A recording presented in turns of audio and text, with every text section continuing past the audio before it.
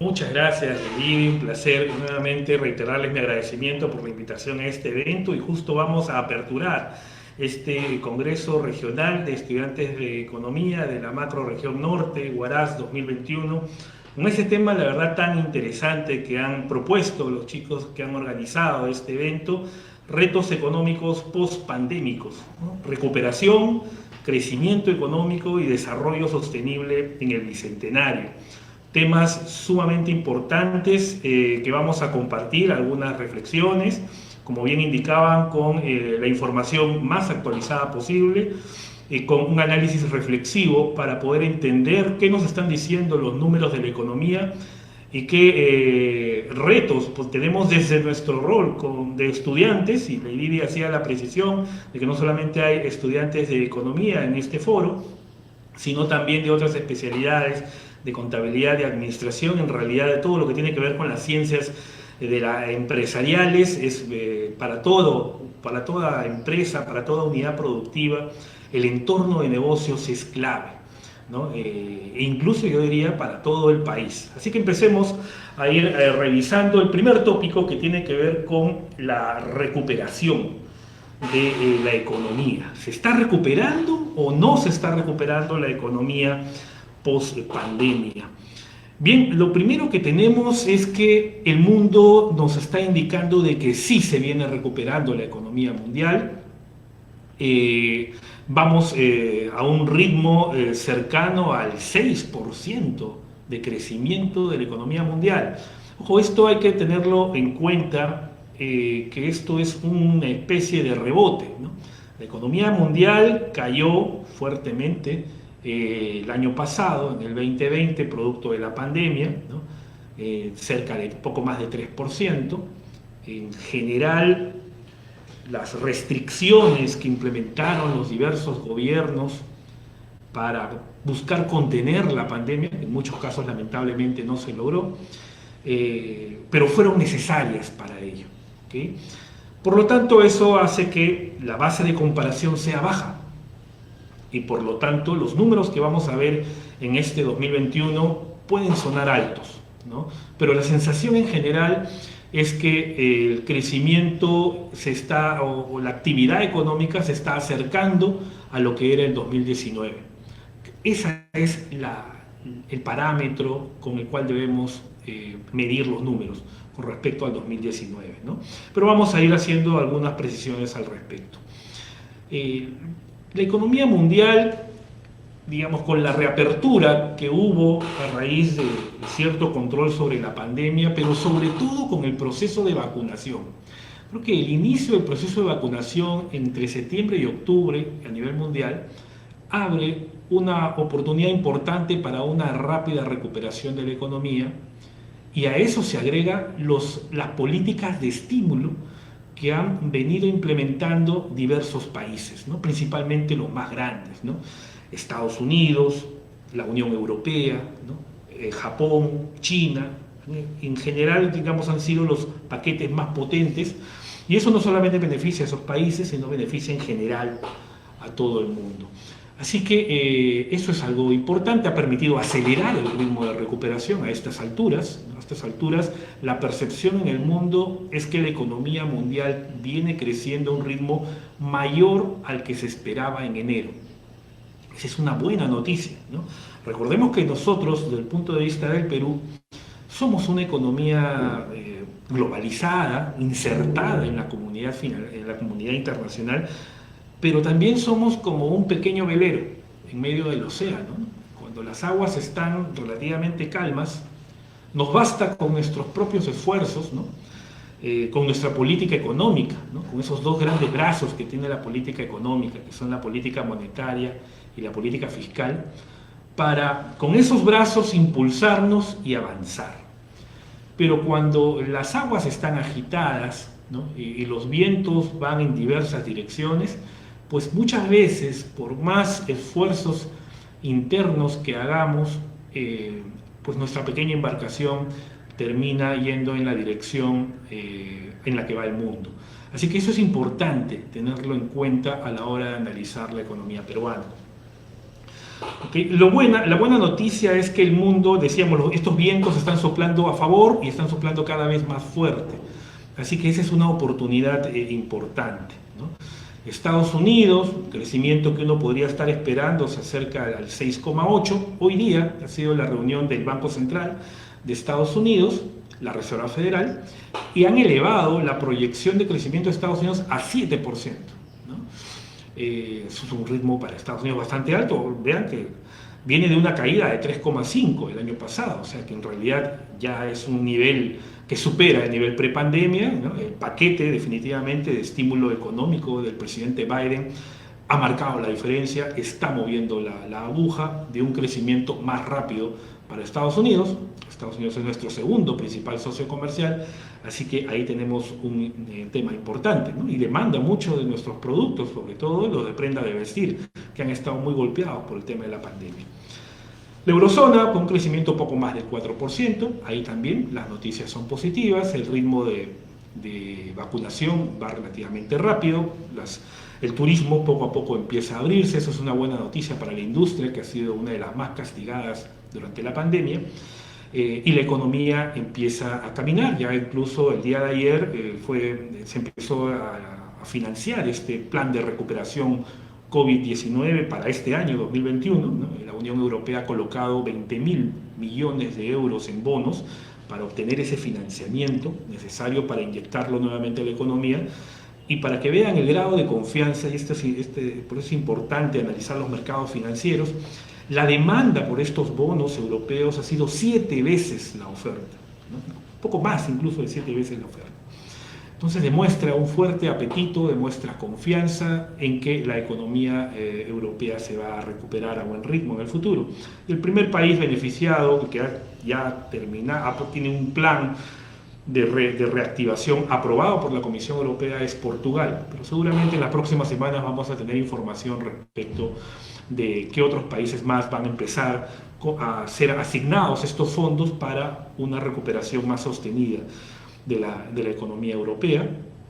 El Reino Unido, si bien han estado algo golpeados por el tema del Brexit, los números no se están moviendo mal, aunque eso va más lento. Vean que el Reino Unido cayó, ¿no? Cayó más que Europa, que en su conjunto, y se está recuperando. La recuperación todavía es moderada. China, nuestro principal socio comercial, el país donde se originó la pandemia, a pesar de ello creció en el 2020 en poco más de 2%. Vean la fortaleza, la flexibilidad, la rapidez con la que se recupera la economía de China, y este año se prevé un crecimiento cercano al 8,5%. Ellos tienen fuertes proyectos de infraestructura, uno de ellos la ruta de la seda, que es una tremenda obra de infraestructura para conectar buena parte de Asia. Y en América Latina las recuperaciones también suenan más a rebotes en realidad, ¿no? Luego de una caída fuerte viene un rebote. Este análisis, digamos, esto es poco cómo está la coyuntura, cuál es la sensación que hay hoy respecto de la economía mundial, pero en realidad si vamos más a comparar con el libro de texto de cuál fue el golpe de la pandemia sobre la economía, lo que vamos a poder observar es una especie de doble choque, como sabemos, tanto un choque por el lado de la demanda como un choque por el lado de la oferta. Y esto nos lleva el punto de equilibrio, ¿no? De un punto inicial de A a un punto B, ¿no? Que usualmente es con menor actividad económica, producto de la pandemia, y esto es lo que debió haberse generado en el segundo trimestre, sobre todo del año pasado, aunque en teoría debería haber bajado algo la inflación, y ese es un punto interesante también, tal vez para algún trabajo de investigación. La mayoría de economías registró, ¿no? Al igual que registró una caída del PBI, registró también una caída de la inflación. Si revisamos lo que esperaba el Banco Central en los primeros meses de la pandemia, también iba en esa misma dirección, ¿no? Al comienzo el Banco Central esperaba incluso una inflación de 0 para el año pasado. Sin embargo, eso no sucedió, ¿no? Incluso la inflación aumentó un poquito, ¿no? De 1,9 en el 2019 pasamos a 2% en el 2020. Y eso tiene que ver mucho con la rigidez de la estructura de los mercados, la rigidez de los precios, factores que compensan, ¿no? La inflación sin alimentos y energía sí se redujo, pero fue compensada por el aumento de los precios de las medicinas, por el aumento de los precios de los alimentos, los precios de la gasolina. O sea, al final en la economía peruana no se registró esa especie de bache en la inflación que sí se registró en otras economías, ¿no? Y hoy en día, a estas alturas, los meses de abril, mayo, las lecturas de inflación en varias economías del mundo muestra ese efecto estadístico que también muestra el PBI, ¿no? Pero en el caso peruano, ese efecto estadístico, en la inflación al menos, no se presenta.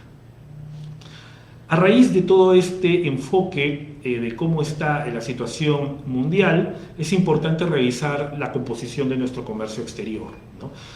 Recordemos cómo nos relacionamos con el mundo, y de toda nuestra oferta de ventas hacia el mundo, el 63% es minería. Sí, pues somos un país minero, nos parecemos cada vez más a Chile y tenemos que cuidar esa fortaleza que tenemos para saberla utilizar, sobre todo en un contexto en el que los precios de los metales han estado subiendo fuertemente en los primeros 6 meses, ¿no? Ha habido un rally muy importante del cobre, el oro y otros metales básicos, incluyendo el zinc y el aluminio, impulsados por la recuperación de la demanda mundial, los planes de infraestructura de Estados Unidos, diseñados por el presidente Biden, y también la rápida recuperación de China, ¿no? China es el referente para los precios de los metales. Pero creo que el mercado ha adelantado bastante todas esas noticias positivas y ya a estas alturas, vean que ya estamos quincena de junio, técnicamente nos empiezan a dar señales de que parece que el rally está por terminar y viene un movimiento correctivo que podría durar toda la segunda mitad del 2021. Entonces pasa eso, ¿no? Tenemos que saber aprovechar los buenos momentos porque no son eternos. A veces cuando los precios suben, uno piensa que siempre van a subir y cuando bajan uno piensa que siempre van a caer, ¿no? Tendemos a tener un pensamiento lineal, pero no es así, ¿no? Como economistas sabemos que el movimiento de las variables es fractal y por lo tanto se basa en ciclos, ¿no? Entonces, este ciclo de alza que viene en realidad desde mediados del año pasado, casi ya un año completo de subida de precios de metales, se está agotando y puede venir un movimiento correctivo, ¿no? Igual, ¿no? Necesitaríamos que los precios se mantengan en los actuales niveles y seguiría siendo beneficioso para la economía peruana, ¿no? Para que tengan una idea, este cuadrito resume la elasticidad precio de la demanda, ¿no? Nuevamente siempre comparando la realidad con lo que nos dicen los libros de texto. Para eso estudiamos nuestra fascinante carrera de economía, y es que una variación, imagínense, en 1 centavo en el precio promedio del cobre, ¿no? El precio promedio del cobre para este año estamos calculando en alrededor de $4 por libra. Que pase de 4 a 4,01, 1 centavo. No puedo decirlo, Mario, 1 centavo no parece ser algo significativo, ¿no? De 4 a 4,01 que cambie el precio promedio no debería afectar mucho a la economía peruana, pero que tengan una idea, una variación de 1 centavo en el precio promedio representa 56 millones de dólares líquidos para la economía peruana, ¿no? Directo a nuestra balanza comercial. Entonces sí es significativo, ¿verdad?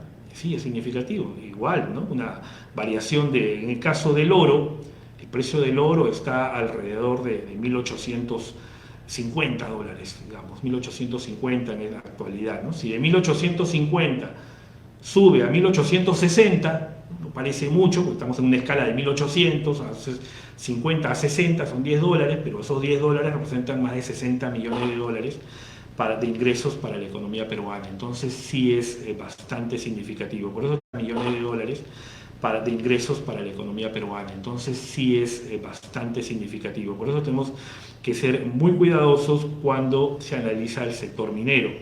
Los otros sectores tienen un peso importante también. Recuerden, el sector agroexportador principalmente está aquí, con un peso de 13%. Hemos visto que en los primeros 5 meses el sector agroexportación ha crecido a doble dígito. Ojalá esa dinámica se mantenga, ¿no? Y no veamos en retrospectiva que todo tiempo pasado fue mejor. Ese es un gran reto porque son los sectores que más ha estado creciendo en los últimos años. Aquí tenemos la composición por destino de nuestro comercio exterior, ¿no? Tenemos a China, vean, representa 28% de nuestro comercio exterior, es nuestro principal socio comercial, principalmente de recursos naturales, ¿no? De minería en particular. Estados Unidos, el segundo, ¿no? Y lo bueno es que estos socios comerciales vienen creciendo bien, ¿no? Ya veíamos que China crecía más de 8, Estados Unidos, la FED hoy día ha dicho que va a crecer 7, por estima un crecimiento de 7% para este año, muy cercano a China en realidad, con los dos principales, casi la mitad de nuestro comercio exterior, de nuestros socios comerciales, ¿no? Que representan la mitad, creciendo entre 7 y 8%, es muy bueno, ¿no? Europa, que va bien, la Alianza del Pacífico, sí, ahí lamentablemente está algo golpeada, ¿no? Colombia, Chile con problemas, ¿no? México yo creo que está ahorita despuntando en mejor posición dentro del grupo de la Alianza, básicamente por su cercanía a Estados Unidos, y de hecho se va a beneficiar del paquete de estímulo económico de Biden, ¿no? Y aquí pueden observar los flujos de la balanza comercial. Azules es el flujo mensual, se puede observar que solo 2 meses fue negativo, ¿no? Abril y mayo del año pasado, después se ha mantenido con un flujo positivo, y en la línea roja pueden ver ustedes la trayectoria de los flujos de los últimos 12 meses, ¿no? Y desde julio del año pasado es una trayectoria ascendente, ¿no? En los últimos 12 meses hasta abril ya estamos llegando a un superávit comercial de doble dígito, ¿no? De 10.000 millones de dólares, impresionante, con expectativa de que pueda llegar a 13.000 o 14.000 millones de dólares hacia fin de año, ¿no? En realidad este es un fundamento muy potente para la economía peruana y para que se está beneficiando de los elevados precios de los metales, pero también es importante darle soporte a la cantidad exportada, ¿no? Eso es un tema sumamente importante, ¿no? Darle soporte a la cantidad exportada. Bien, ahora tenemos la recuperación en la región. ¿Cómo van los números? Bueno, los números del Perú han sorprendido. El INEI publicó ayer que la economía peruana ha crecido 58,5% en el mes de abril con respecto a abril del año pasado. Y sabemos que abril del año pasado pues, fue el mes más bajo, ¿no? Una caída de casi 40% tuvimos en abril del año pasado. Por eso que el número salta de manera impresionante, ¿no? Y ahí ustedes lo pueden ver en el gráfico. No obstante, a pesar de ese número tan significativo, que ya sabemos que está, digamos, explicado por la baja base de comparación, si comparamos con abril 2019, todavía estamos ligeramente por debajo, cerca de 3% por debajo de abril 19, así que todavía estamos acercándonos al nivel prepandemia, pero todavía nos cuesta un poco. Como el resto de países cayó en menor proporción, por lo tanto, los rebotes también son menores, ¿no? Se explica estadísticamente por esa razón. Ahora, si vemos los números de cómo va la economía en el primer trimestre, y aquí hemos hecho esa corrección, ¿no? Aquí corregimos comparado con el primer trimestre de 2019, entonces vemos que efectivamente gasto público es lo que más ha crecido, ¿no? 21%, tiene que ver obviamente con todas las medidas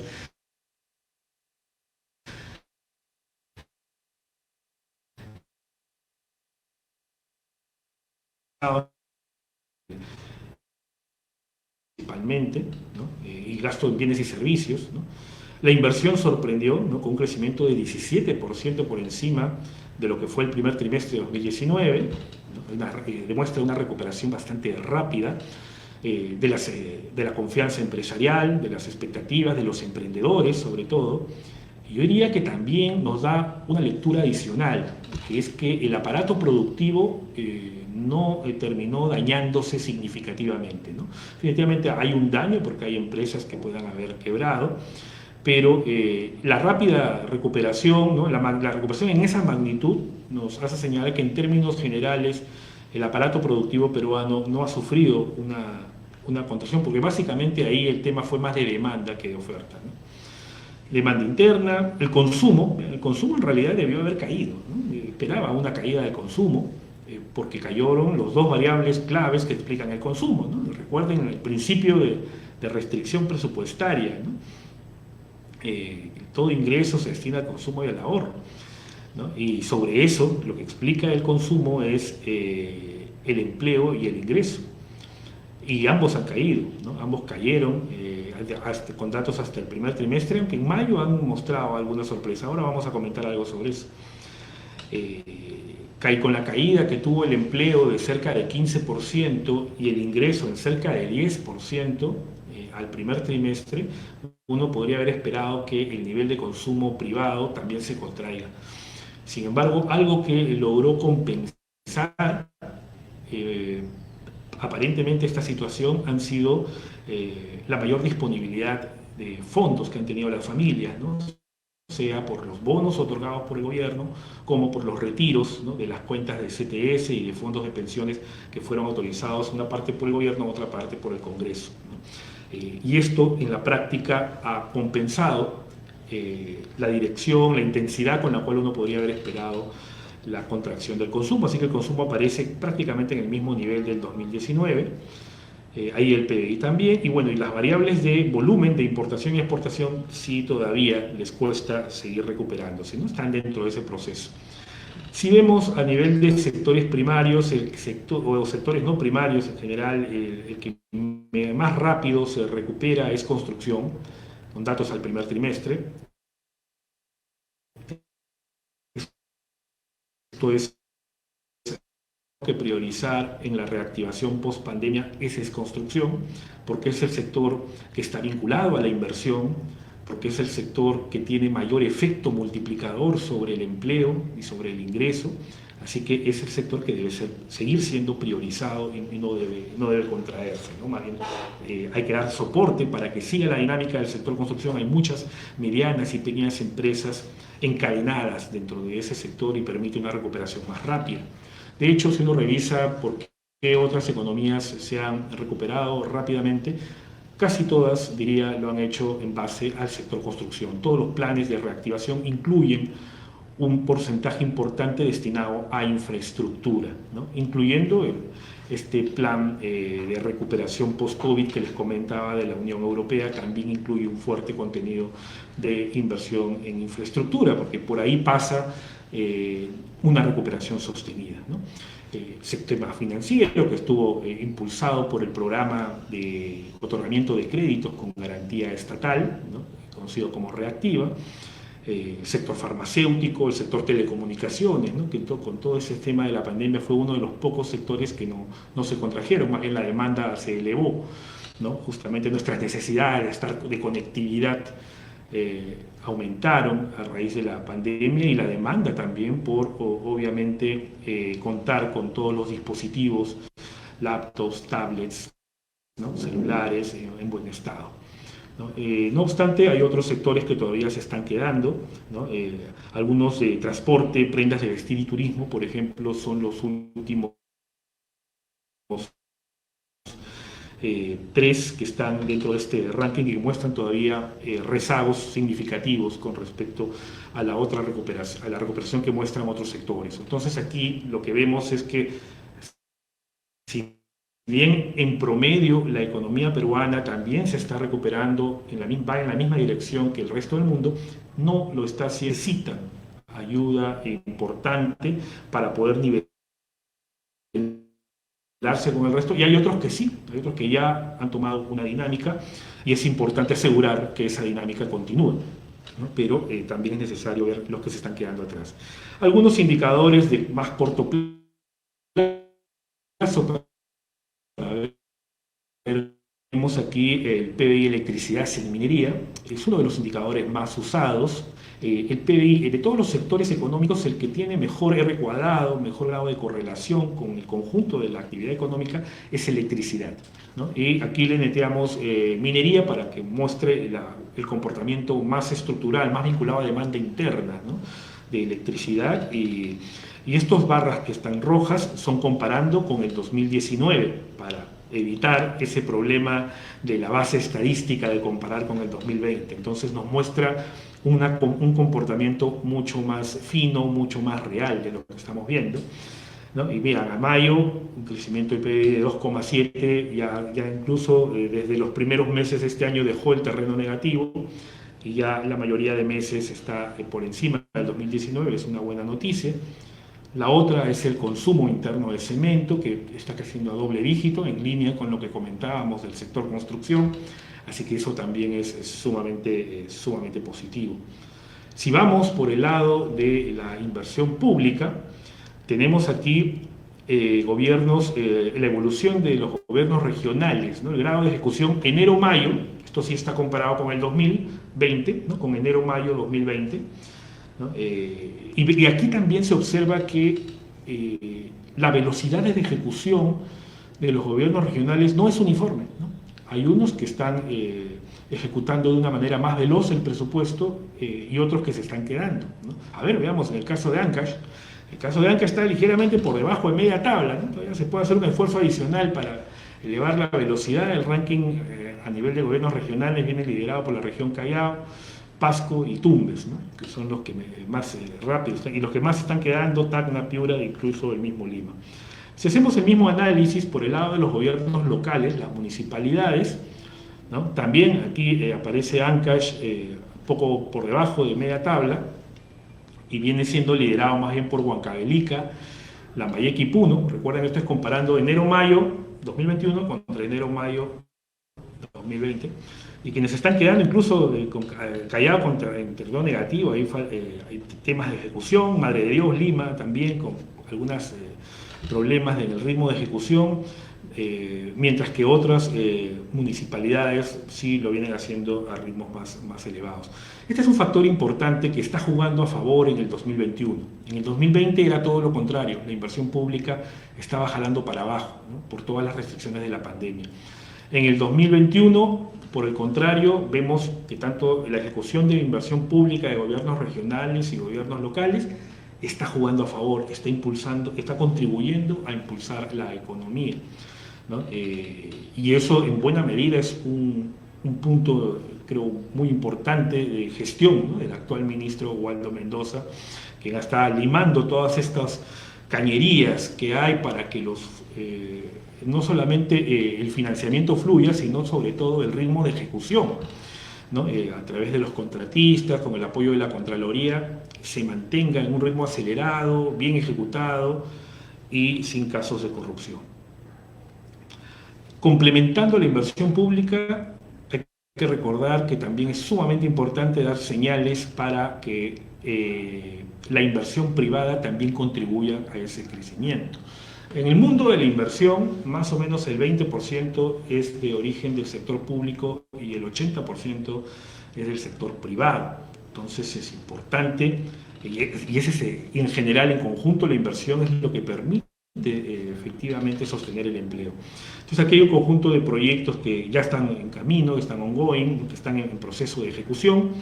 Es importante dar señales para que se generen nuevos proyectos grandes y medianos, ¿no?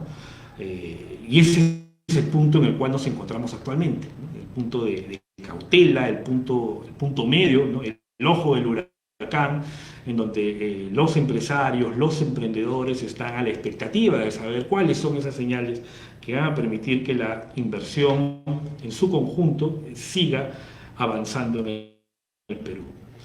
Y antes de terminar con esta parte de recuperación, veamos también algunos indicadores propios de la región Ancash, ¿no? Dar una mirada rápida de cómo está la economía en la región a nivel de producción industrial, y aquí principalmente estamos hablando de lo que es conservas de pescado en la costa de Ancash, la zona de Chimbote.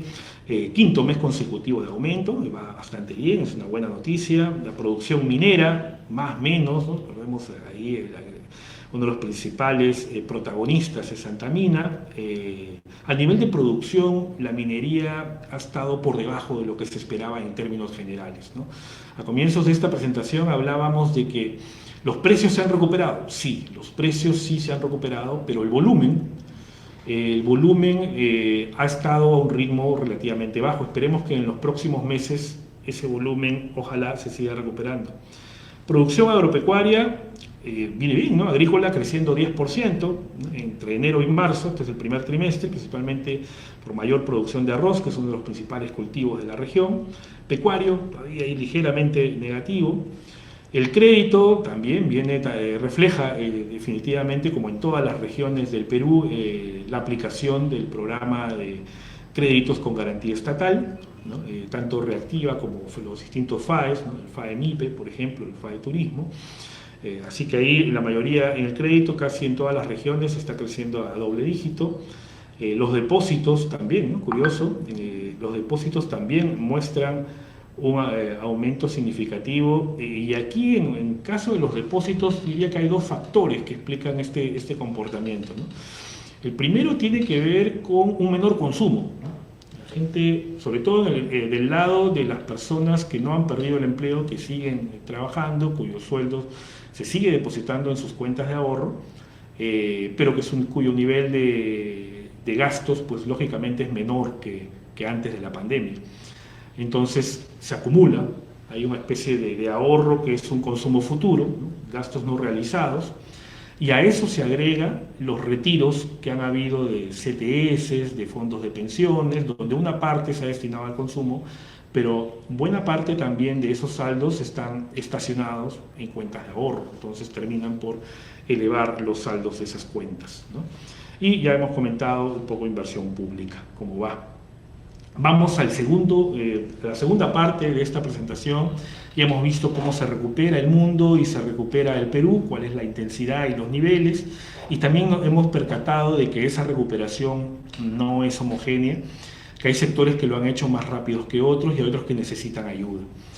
¿Cuáles son las bases de aquí en adelante para un crecimiento, pensar en un crecimiento económico?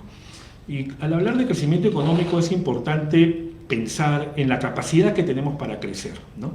En nuestro PBI potencial. Estos son datos extraídos del Banco Central de Reserva. Tenemos los tres, ¿no?, factores que componen el PBI potencial, ¿no? El factor capital, el factor trabajo y la productividad, ¿no? Vean cómo a comienzos de la década del 2000 fue que la productividad creció de manera significativa, ¿no? Y ese es lo ideal, ¿no? Que en la medida que haya más productividad, eso le da sustento a un mayor salario y por lo tanto a un mayor ingreso, es lo único, ¿no? Los salarios pues no deben subir por decreto, los salarios deben subir por mayor productividad, ¿no? Y esa es un poco la teoría que recogemos de Parkin. Sin embargo, esa productividad se ha ido acotando, ¿no? Y es necesario dar señales para seguir estimulándola. El factor capital básicamente es el stock de capital que figura en los libros, ¿no?, y cuyo flujo es la inversión, y eso es algo que también es importante para que nuestro país pueda crecer más en el futuro, ¿no? Y por eso que es clave. Vean que de todos es el componente que en los últimos años ha sido el más importante, el factor capital, ¿no? Y necesitamos dar señales para que eso siga creciendo. Ampliación de capacidad de planta, ¿no? Permitir que, claro, dentro de las correcciones que sean necesarias, lógicamente, para el buen funcionamiento de los mercados. Y en tercer lugar tenemos el factor trabajo, ¿no? Que básicamente está vinculado por toda la mano de obra. Tenemos una población bastante joven, somos el segundo país más joven demográficamente hablando después de Ecuador, ¿no? Estamos bordeando los 30 años, así que tenemos a la mayor parte de la población, digamos, en capacidad de trabajar y de dar lo mejor de sí, y eso permitir que la economía peruana crezca a un ritmo mayor. Todos estos factores los conocemos bastante bien por la función de producción Cobb-Douglas. Nuevamente, vinculamos la realidad con la teoría económica. ¿Se acuerdan esta ecuación, la función de producción Cobb-Douglas, que nos permite determinar el nivel de PBI potencial a la hora de calcular los parámetros? Esto no debe estar desencajado de lo que realmente quiere la población, ¿no? Y ahí es donde comparamos la sostenibilidad económica, el crecimiento sostenible, pero sostenible socialmente. Por lo tanto, tenemos que combinar ambos aspectos. Lo que más pide la población es una encuesta de Ipsos a comienzos de abril. Combatir la pandemia es número uno, así que ese tema de salud, de asegurar el tema del proceso de vacunación y acelerarlo en lo mayor posible es clave, ¿no? Combatir a la delincuencia, de temas de seguridad, y promover la inversión y el empleo. Se convierten en los temas más importantes. Por lo tanto, eso debería ser el foco de la gestión del próximo gobierno, ¿no? Esos tres temas, por empezar. ¿Okay? Hay otros temas también de menor grado de importancia, pero que se pueden dejar para más adelante, ¿no? Empecemos por es importante priorizar. ¿Qué es lo más importante? No va a ser fácil implementar medidas económicas, ¿no? Recuerden que el Congreso tiene una composición bastante diversa, no va a ser fácil generar consensos. Por eso va a ser importante la siguiente señal, ¿no? ya de cara al próximo gobierno, es conocer quiénes son las personas que se van a encargar de la gestión pública, ¿no? Y hay puestos claves aquí. Uno de ellos es el primer ministro, ¿no? Que tiene la capacidad, o debería tener la capacidad para coordinar justamente con el Congreso, ¿no? Y llevar adelante las iniciativas que la población demande. ¿Okay? Ese es un punto clave, ¿no? El ministro de Economía, lógicamente. En septiembre tenemos, entre agosto y septiembre, la elección del directorio del Banco Central. Entonces, todo ese tipo de información, creo que los agentes económicos van a estar muy expectantes para poder tener una idea más clara de cuál va a ser la dirección hacia la cual va a ir nuestro país, ¿no? Y retomar una serie de reformas que se han quedado en el tintero, lamentablemente, ¿no? Yo recuerdo comienzos del 2010, 2011, se hablaba mucho de competitividad, por ejemplo, de hacer una serie de esfuerzos por hacer que el Perú sea mucho más competitivo. Sin embargo, este tipo de temas, tipo de discusiones se quedó un poco en el tintero, se dejó de lado, ya no se habló mucho, ¿no? Y es importante retomar el análisis de este tipo de temas, porque es lo que en general yo creo que ha faltado, ¿no? Lo que ha faltado es este tipo de procesos de segunda y de tercera generación incluso. A estas alturas deberíamos estar en reformas de tercera generación. Sin embargo, nos hemos quedado con las de primera, nos hemos quedado con las de los 90.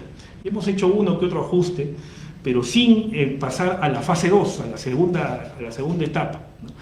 Y en realidad a estas alturas, 30 años después, deberíamos estar ya en la tercera etapa de reformas que garanticen justamente eso que la población está exigiendo en estas elecciones, ¿no?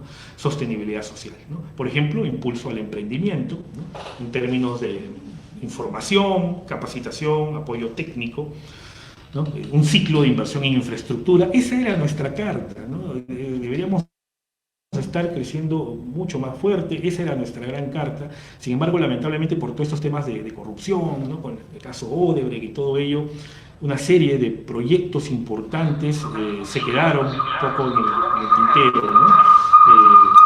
El nodo energético del sur, ¿no? El gasoducto del sur, entre otros proyectos importantes se han quedado, y sería útil retomarlo, revisarlo, ver nuevos procesos con la idea de que eso continúe, y otro tipo de reformas, ¿no? Hay muchas cosas por hacer en el Perú, el tema laboral, el tema de pensiones, que se cae de Maduro también, reformas sociales, judicial, salud, educación, recursos naturales, y bueno, ya por la pandemia, si bien está al final de esta lista, pero podríamos ponerlo tranquilamente al comienzo, el impulso al turismo, ¿no? El turismo está en una situación crítica y necesita de un apoyo muy importante, y lo estamos viendo en otros países. Otros países están apoyando a su industria turística, en algunos casos que vemos que ya hay una luz de salida, ya está saliendo en Europa, en Asia con ciertas restricciones, pero ya se muestra algo de recuperación, ¿no? Y esperemos que, ojalá en el caso del Perú, también.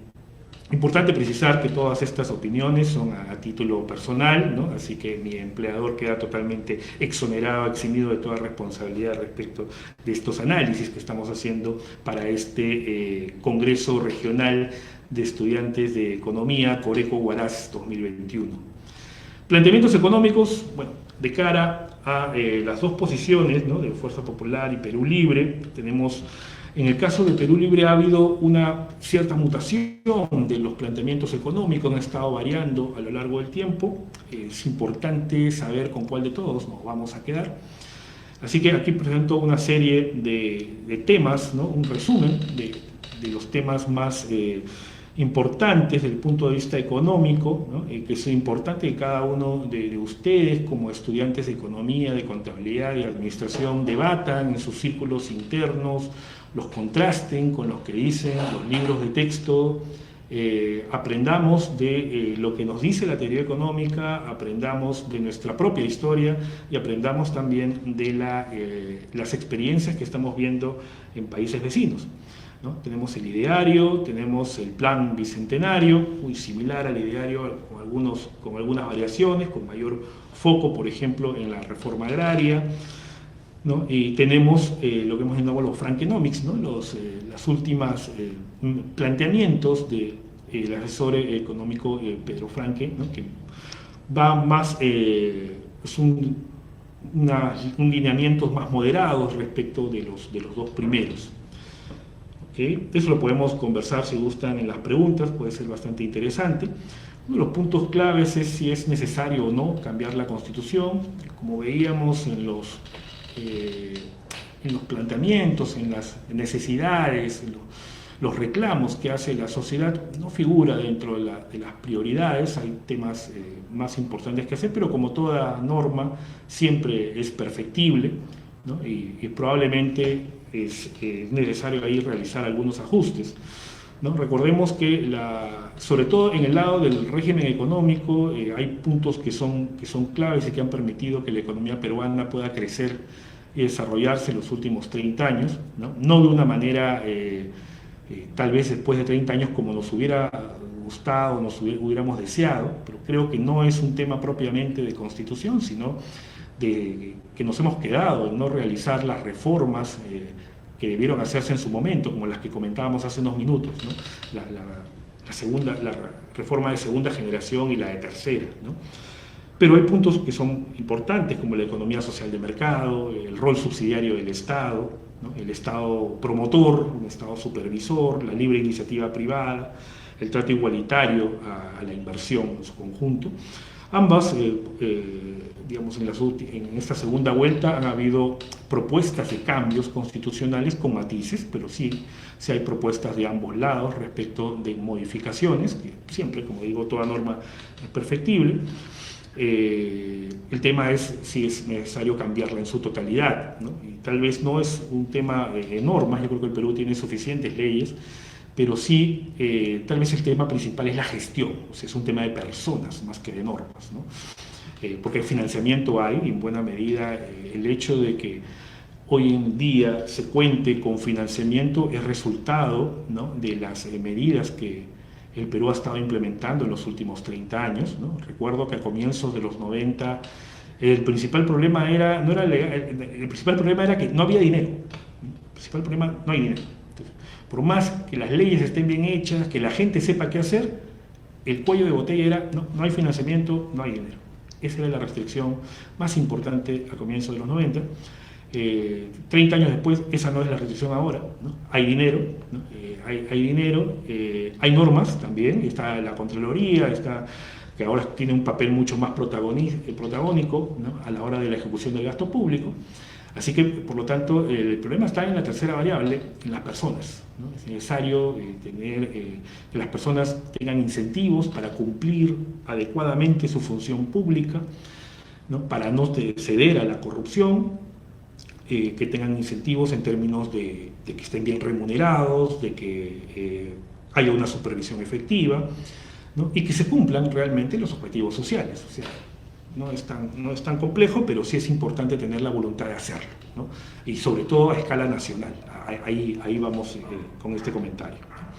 Aquí está un poco comparativamente cómo ha evolucionado la economía peruana, comparando dos constituciones, ¿no?, la de 79, ¿no?, que tenía ese tipo, algunos de los aspectos de las modificaciones que plantea Perú Libre, ¿no? Tenía un Estado empresario, ¿no?, y eso nos llevó pues a estar al final del ranking en América Latina en 13 años, ¿no?, del 80 al 92, versus una constitución donde el Estado tiene un rol más subsidiario, más promotor, ¿no?, y deja que el aparato productivo vaya impulsado por la inversión, y eso nos ha permitido posicionarnos como el país de mayor crecimiento en los últimos 28 años, ¿no? Un aspecto clave que también tiene la Constitución actual es el rol del Banco Central, ¿no? El Banco Central juega un papel prioritario dentro de la estabilidad macroeconómica del Perú, ¿no? De hecho, es la institución más reconocida, no solamente a nivel nacional, sino a nivel internacional, ¿no? Y es una muestra de institucionalidad, cómo deberían operar otras instituciones en el Perú. Entonces aquí, breve comentario, simplemente para puntualizar el caso de la autonomía, ¿no? Los países que tienen crecimiento y desarrollo sostenido son países cuyo Banco Central actúa bajo un ámbito 100% técnico, ¿no? Por lo tanto tienen autonomía, y esa ha sido la clave de por qué el Perú pudo salir de la hiperinflación y de la crisis de los 80, fue gracias a la autonomía del Banco Central. En ese entonces la situación del Perú y Argentina era muy parecida, ¿no? Recuerdo que a comienzo de los 90, ese era el gran dilema de los dos países, ¿no? Ambos tenían hiperinflación, ambos países estaban en crisis económica. Sin embargo, Perú optó por un banco central autónomo y por utilizar a la base monetaria como ancla para estabilizar la economía. En el caso de Argentina, el Banco Central depende hasta ahora del Ministerio de Economía, es dependiente, y optaron por una ancla cambiaria, ¿no? Tipo de cambio fijo, un peso igual a un dólar, ¿no? Y lo mantuvieron así más de 10 años. Bueno, 30 años después ya se sabe quién tuvo la razón, ¿no? ¿Cuál es la ruta que nosotros debemos seguir en base a nuestras propias experiencias aprendidas y comparadas con América Latina? Entonces, eso es importante no perderlo, aprender de nuestra propia historia. Aquí pueden ver simplemente un gráfico donde se observa cómo se generó parte de toda esta hiperinflación en los 80 a raíz del financiamiento, ¿no?, inorgánico del déficit fiscal a partir de la maquinita, ¿no? Y eso sucede cuando tienes un banco central que no es autónomo. Otro punto importante son las reservas internacionales, ¿no? Y hay relativo desconocimiento de qué son, para qué sirven. Las reservas es como el ahorro del país, ¿no? Pertenece a los 33 millones de peruanos, ¿no? Pero como los 33 millones de peruanos no podemos administrarlas, entonces la Constitución le encarga, ¿no?, al Banco Central a que las administre. Algo parecido a lo que son los fondos de pensiones y las AFPs, ¿no? Que los fondos de pensiones es el dinero de todas las personas que contribuyen, pero hay una entidad como la administradora del fondo de pensiones que es la que justamente se encarga de eso, de manejar el portafolio. Algo parecido hace el Banco Central, ¿no? Y esto constituye pues el respaldo de liquidez internacional que tiene el país, ¿no? Son nuestros escudos, ¿no? Nuestros escudos cambiarios ante cualquier ataque especulativo que pueda haber sobre los mercados peruanos. Ahí está, por eso, el Banco Central con una posición de reservas suficientemente sólida y fuerte, ¿no? Superamos los 70.000 millones de dólares, equivalente a cerca del 30% del producto. Ese ratio de reserva PBI que supera el 30% es líder en América Latina, solamente comparamos con China en ese aspecto, ¿no? Y ahí pueden ver en el gráfico cómo han evolucionado las RIN en las barras amarillas, y la línea verde corresponde a la posición de cambio, o sea, a los dólares del Banco Central. Y estos a fines de los 80 estaban incluso en terreno negativo, ¿no? Eran más los pasivos que los activos, ¿no? Y desde el año 91, 92, que ya estaba en cero, es que se empiezan a construir esa posición de cambio, que hoy en día, como les digo, supera o alcanza ya el 30% del PBI. Así que ese es un escudo importante que no debe debilitarse, que le da sostenibilidad a la economía de cara al mundo exterior, ¿no? Le da sostenibilidad a nuestro rating crediticio, a nuestra calificación de riesgo. Es un aspecto, es un check que ponen las clasificadoras. ¿Este país tiene altas reservas? Check. Y le da estabilidad a los mercados financieros, ¿no? Países que tienen pocas reservas internacionales son países muy volátiles, países presos de capitales golondrinos, países con alta volatilidad en sus mercados, y obviamente eso no es saludable, genera mucho ruido y no permite diseñar planes de mediano y largo plazo para el crecimiento. ¿Okay? Bien. ¿Es conveniente un Estado empresario? Bueno, ahí tenemos que ver solamente nuestra propia experiencia, ¿no? En la época en la que hemos tenido un Estado empresario, ha sido déficit tras déficit, porque pues no hay incentivos para ser productivo, no hay incentivos para ser rentable, ¿no? Ese es el principal dilema, ¿no? Y conociendo los casos de corrupción que son tan frecuentes en el Perú, es muy probable que caigamos en lo mismo si es que volvemos a tener un Estado empresario. Así que eso, creo yo, a estas alturas ya es lección aprendida y no debería estar en discusión. Propuestas económicas, bueno, aquí lo más importante que quiero resaltar es cómo está la evolución, en este cuadro, cómo está la evolución del déficit. En mayo, hace un año, mayo del año pasado, el déficit estaba en 4,5% del PBI, déficit fiscal. Hoy en día está en 6,7%, se ha recuperado porque el año pasado llegamos a 9% de déficit y en estos meses ha habido un mejor desempeño de la recaudación tributaria sobre todo, ¿no? Y consecuencia de los buenos precios de los metales. Así que eso está haciendo que nuestros ingresos empiecen a aumentar y el déficit está empezando a recortarse en una velocidad algo más rápida de lo esperado. Eso es bueno, eso le da espacio, le da un poco de aire, ¿no? al próximo gobierno para que pueda implementar algunos gastos sin necesidad de recurrir a aumentar impuestos o hacer emisiones en el mercado de deuda, ¿no? Porque la recuperación viene recuperando. La recaudación, perdón. Otro aspecto importante es la competitividad, ¿no? Y aquí, por ejemplo, esto, bueno, compara los planes iniciales, ¿no? Los semáforos básicamente son alertas, y el primer pilar es clave, ¿no? Por eso es importante, y eso explica en buena medida la sensación actual de incertidumbre que uno puede percibir en los mercados financieros, ¿no? ¿Cuáles son las señales que van a mantener la estabilidad macro? Entonces es importante afianzar esas señales, eso daría tranquilidad y daría mayor visibilidad para la toma de decisiones, puesto que hoy en día la toma de decisiones, tanto por el lado del consumidor como por el lado del empresario, por el lado con señales más claras, ¿no? Apertura comercial y de inversiones, el pilar 2 también es un tema clave, entonces necesitamos saber qué efectivamente es lo que va a suceder en este ámbito, ¿no?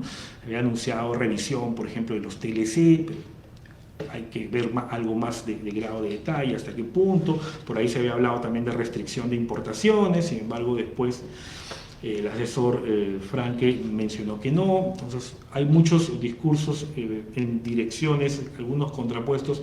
Es importante poner en claro para saber exactamente cuál es la dirección que va a tomar y sobre todo que esa dirección esté alineada con que el Perú retome este tema de competitividad, que creo yo a estas alturas es clave, ¿no? Porque nos permitiría aprovechar el buen contexto en el cual se está moviendo la economía mundial, y entre otros, ¿no? Libertad económica, etc.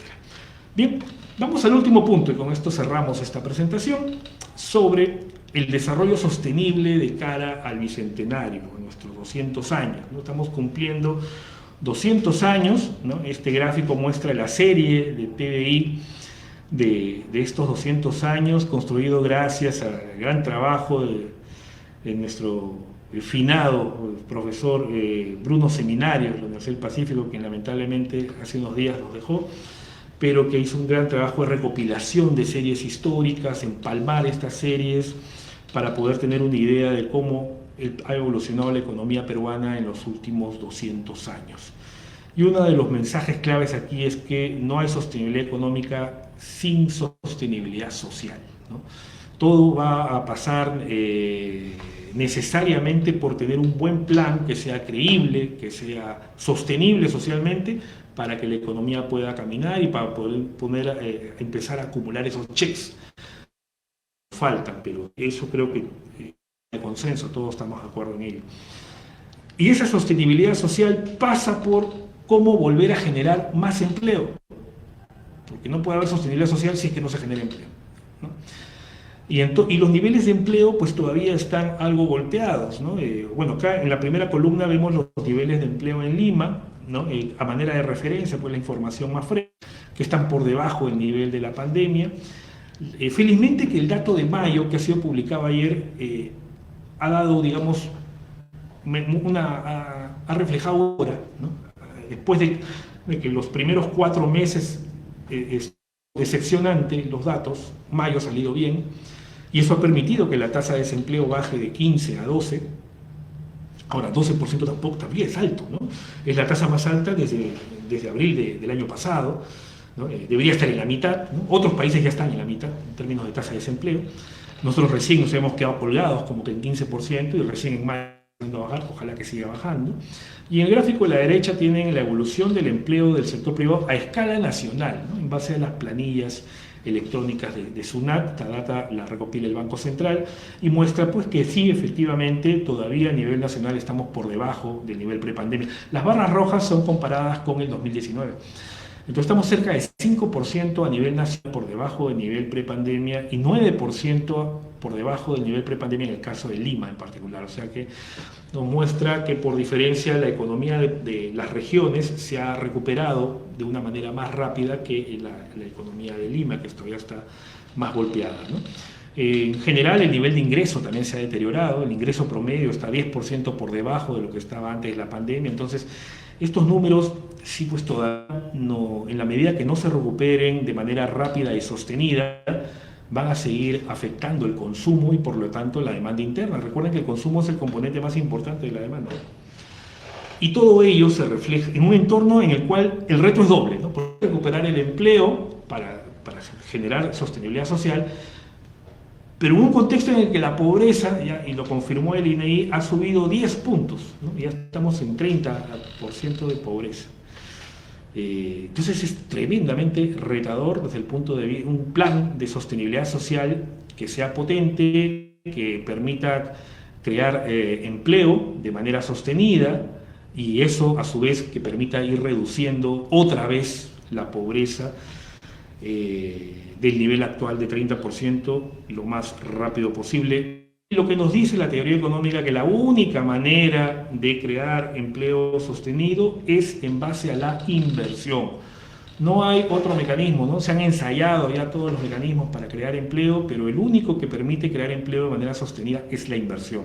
Y hemos comentado de que la inversión tiene dos componentes, la pública, 20%, la privada, 80%. Entonces, las señales que se den para la inversión privada en particular son claves para que se va a poder crear empleo o no en el Perú en adelante, ¿no? Acá mostramos algunos proyectos de inversión, ¿no? En distintos sectores, o sea, hay un cronograma, hay una identificación de proyectos, podrían ser muchos más, por supuesto, y eso sería muy interesante, sobre todo algo que es muy transversal, yo creo que es una importante, que es muy transversal porque está en todas las regiones, está en todos los estratos sociales, es el emprendimiento, ¿no? Esa debería ser uno de los puntos claves para impulsar la creación de empleo sostenido a partir del emprendimiento. No, claro, pero sí debería de estar en todo plan de gobierno, ¿no? Otro aspecto de sostenibilidad, aparte del social, es el fiscal. Fiscalmente hemos golpeados, ¿no? Hemos comentado que la recaudación se está recuperando, pero todavía hay una brecha, ¿verdad? Hay una brecha importante. Cantidades de financiamiento están un poco más del 5% del producto para este año. Felizmente que el gobierno se anticipó y colocó bonos globales, ¿no? El ministro de Economía se anticipó a las elecciones, ¿no? Y colocó bonos a precios bastante competitivos en los primeros meses del año. Ahí nos aseguramos casi la mitad del financiamiento. Hoy en día hacerlo va a salir más costoso, puesto que precios los peruanos han caído y las tasas, los rendimientos de esos bonos han subido, o sea, nos salía más caro colocar bonos hoy en día.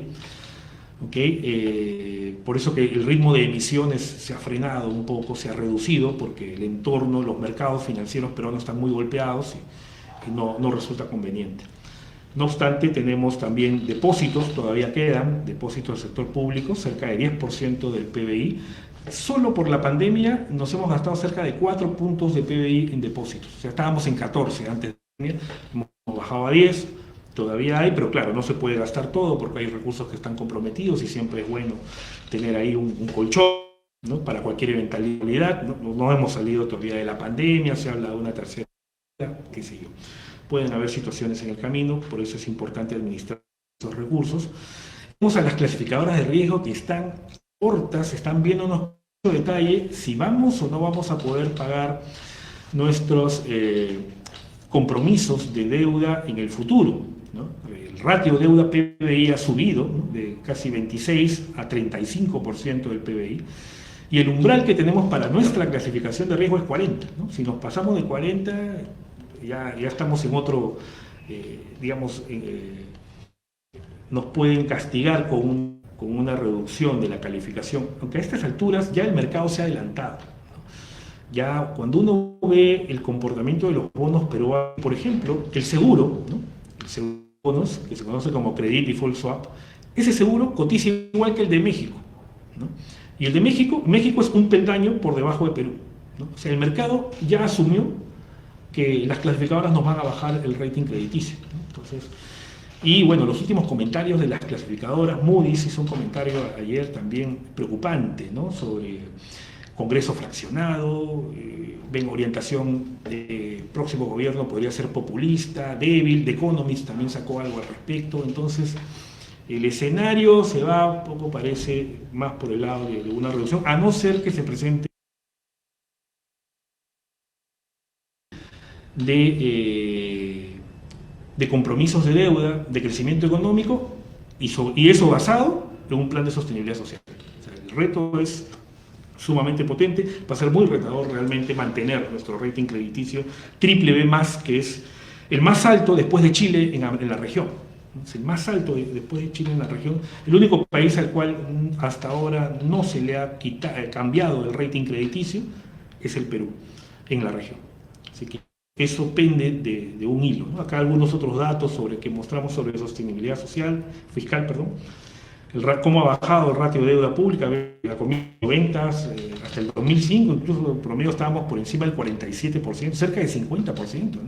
En los 80 se hablaba de la deuda eterna, porque se pensaba que nunca se iba a poder pagar, ¿no? Y esos problemas se solucionaron en los últimos, con toda la estructuración, la estabilidad macroeconómica de los últimos 30 años, con un manejo muy proactivo de deuda por el lado del MEF, ¿no?, en los últimos 20 años. Y se logró reducir.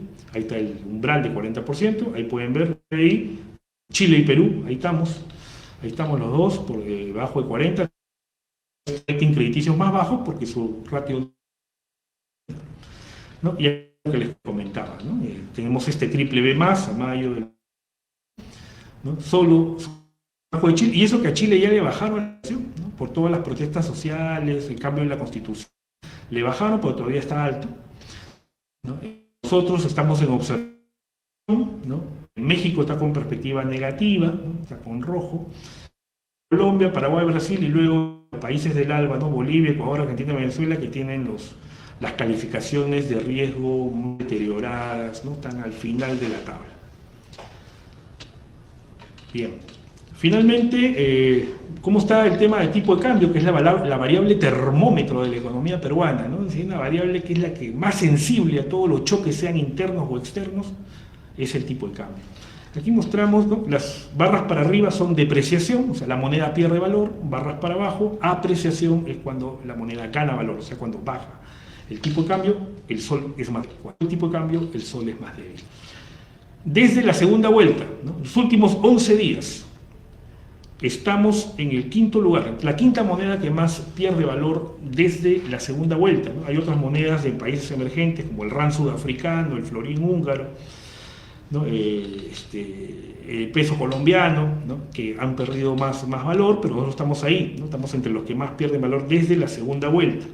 Ahora, si rankeamos desde el 9 de abril, que en realidad empezó todo este ruido político, toda esta sensación de incertidumbre, inestabilidad, estamos la moneda más pierde valor en el mundo desde el 9 de abril, lamentablemente, ¿no? Estamos encabezando este ranking con una pérdida de 7% desde ese entonces, junto con la lira turca. Bueno, la lira turca, Turquía es un país muy volátil. El presidente ha despedido en el último año a 3 jefes del Banco Central porque no le gustaban las tasas de interés. Entonces, ese tipo de situaciones. Argentina, que ya sabemos el tema de crisis económica que tiene detrás, y Chile, ¿no? Y Chile también por el tema de protestas, sobre todo de cambio constitucional, está pasando factura sobre la evolución del peso chileno. A ver, desde la segunda vuelta, si tomamos el promedio, como se han comportado el resto de monedas, 3.88, está por ahí, estamos en 3.90, pero este dato es más interesante, ¿no? ¿Dónde estaría el tipo de cambio si es que el Perú, ¿no? El sol, se hubiera comportado como igual que el promedio desde el 9 de abril, ¿no? Igual que el promedio del resto de tipos de cambio? ¿Dónde más o menos debería estar? Es decir, ¿dónde debería estar el sol si es que no hubiera habido el tema político electoral? 361. ¿No? Aproximadamente en promedio deberíamos estar alrededor de 361 en este momento, ¿no? El día de hoy, si nos hemos ido en línea con el promedio de cómo se han movido las otras monedas del mercado central. Vean aquí, digamos al comienzo de la presentación, nos parecemos mucho a Chile. Sí, pues, Chile se mueve en línea con el cobre, ahí tienen el valor de la moneda chilena, ¿no? Es decir, la inversa del tipo de cambio, en la línea marrón, y el precio del cobre.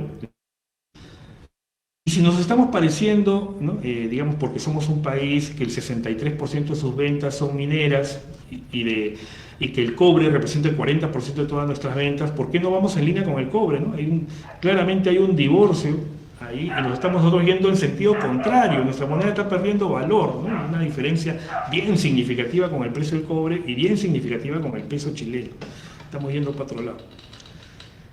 Bueno, finalmente tenemos el gran reto, ¿no? Como estudiantes, como peruanos, de ser la economía que sostenga la recuperación más rápida, ¿no? Así como fuimos los que más caímos en 2020 en la región, sobre todo por la caída que tuvimos el segundo trimestre del año pasado, ahora estamos viendo el rebote, ¿no? Y pues lo que hay que hacer es acelerar ese rebote para que sea lo más alto posible, ¿no? A la fecha, el rebote está más o menos alrededor del 9%, ¿no? Las autoridades están cerca de 10% de rebote. Recuerden que el año pasado caímos 11%, ¿no? 11,1%. Entonces, caímos 11, estamos rebotando 9. Más o menos esa es la idea. Por encima de nuestros pares de la Alianza del Pacífico, ¿no? México, Colombia, Chile están rebotando cerca de 5, estamos yendo a un ritmo del doble, ¿no? Y muy lejos, ¿no? De otros, los países del ALBA, ¿no? Bolivia, Ecuador, Venezuela, que en promedio están rebotando entre 1 y 2%, ¿no? Entonces, es importante que ese tipo de performance, ¿no? Ese tipo de desempeño de la economía peruana, más bien hoy más que nunca, que cuando ya vemos que la economía peruana los primeros meses del 2021 se está acelerando, que continúe esa aceleración y que no se quiebre, ¿no? Recordemos que nuestros países de la Alianza, nuestros socios de la Alianza del Pacífico, ¿no? México, Colombia y Chile, pues son un mercado potente, ¿no? De 1.800 miles, ¿no? Millones de millones, estos son billones, ¿no? 1.8 millones de millones de dólares, un mercado sumamente grande, ¿no? Mucho más grande que los países del ALBA, 8, casi 9 veces más grande que los países del ALBA, ¿no? Ese es un dato importante para saber en qué mercado queremos estar. Y obviamente, si el mercado es más grande, pues hay mayores posibilidades de seguir creciendo. Muchísimas gracias por su atención y quedo atento a las preguntas, comentarios, sugerencias que tengan bien hacer. Muchísimas gracias.